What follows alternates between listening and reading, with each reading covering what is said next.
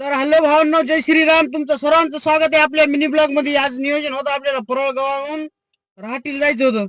मग निघालो घरून. मग जरा थांबलो होतो अलीकडे, त्याला वेळ होता.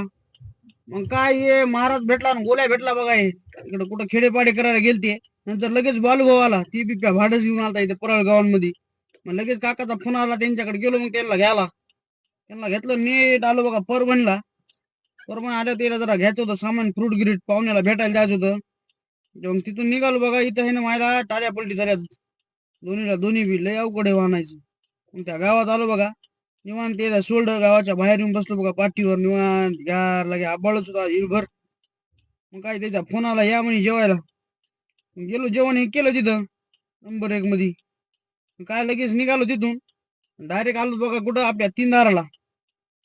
तीनदाराला आल्यावर जरा दर्शन घेतलीत बघा इथं. बजरंगबलीचं दर्शन घेतलं, ओंकारेश्वर महाराजाचं. आणखीन गणपती बाप्पा हे होते. दर्शन गिर्शन करून तिथून निघालतोच.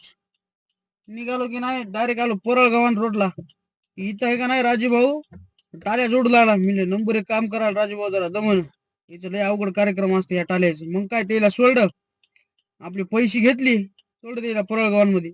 पैसे गिचे घेतले आणि जरा फोन आलता घरून आईचा, भाजीपाला घेऊन येता येता. भाजीपाला हे घेतला, निघालो घराकड. व्हिडिओ कसा वाटला एकदा सांगा.